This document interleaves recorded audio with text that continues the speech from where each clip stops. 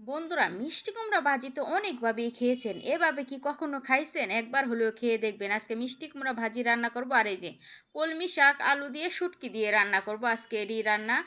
তো প্রথমেই বলি, আমার ভিডিওটা যদি ভালো লাগে তাহলে একটা সাবস্ক্রাইব করে দিবেন, লাইক কমেন্ট করে দিবেন। কারণ লাইক কমেন্ট করলে ভিডিও করার আগ্রহটা বেড়ে যায়, অনেক বেশি আনন্দ লাগে। আর যদি লাইক কমেন্ট ভিডিওতে না পড়ে তাহলে ভিডিও করতে একটু ভালো লাগে না। কারণ আমরা নতুন, আমরা একটা লাইক কমেন্টে অনেক বেশি খুশি হয়ে যাই।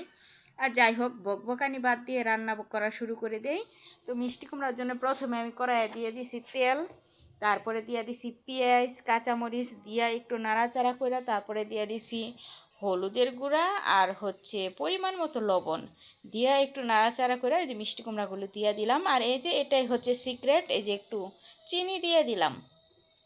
এটা দিলে আপনার মিষ্টি কুমড়ার স্বাদ অনায়াসে অনেক বেশি বেড়ে যাবে। আপনি একবার হলেও এইভাবে ট্রাই করে দেখবেন।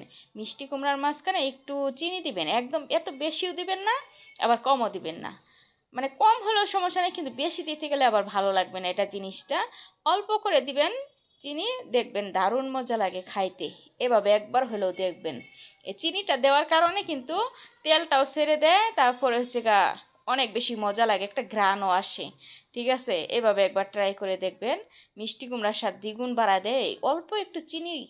ঠিক আছে, আমি এভাবে রান্না করি, তরকারি রান্না করলেও আমি একটু চিনি দেওয়ার চেষ্টা করি, তাহলে কিন্তু অনেক বেশি মজা লাগে।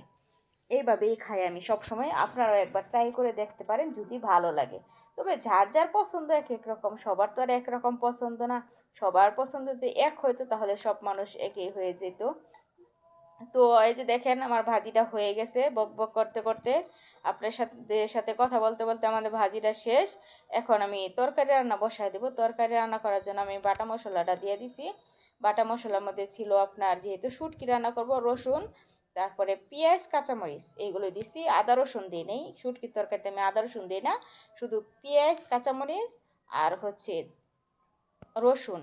কারণ রসুনটা আমি বেশি দিই শুটকির তরকারির মধ্যে। রসুন যত বেশি দেওয়া হয় শুটকির তরকারির স্বাদ তত বেশি মজা হয়। আমি রসুন, এই যে আদা ছেঁচা করেও দিচ্ছি, আবার আস্ত রসুনও দিব, দুই রকমের আমি রসুন দিই। এই যে মশলাটা আমি অনেক ভালোভাবে কষিয়ে নিলাম, দেখতেই পাচ্ছেন একদম তেলটা একদম উপরে উঠে গেছে। এখন আমি কয়টা আস্ত রসুন দিয়ে দিব। আমি কিন্তু আদা বাটা করে রসুন দিয়েছি, তারপর আমি কয়টা এই আস্ত রসুন দিব। কারণ শুটকির ভিতরে যত বেশি রসুন তত বেশি মজা। এই যে শুটকি দিয়ে দিলাম আর রসুন দিয়ে দিলাম, দিয়া এটাও আমি অনেকটাই ভালোভাবে কষিয়ে নিব। শুটকি বললেন আর মাছের তরকারি বলেন, যেই তরকারি বলেন না কেন, যত বেশি কষাবেন তত বেশি মজা লাগে। ঠিক আছে, কষানোর মধ্যেই হচ্ছে তরকারির স্বাদ। কষানো কম হলে তরকারি কখনোই স্বাদ হবে না, আপনি যত মশলাই দেন না কেন। আপনি যদি মশলা দিয়ে বইরাও রাখেন, কিন্তু তরকারির স্বাদ আসবে না যদি আপনি মশলাটা ভালোভাবে না কষান। আর আপনি অল্প মশলা দিয়ে রান্না করবেন, কিন্তু তরকারি কষাবেন, দেখবেন স্বাদ দ্বিগুণ হবে। এই তো আমি মশলাটা, শুটকি এগুলি ভালোভাবে কষায় নিছি।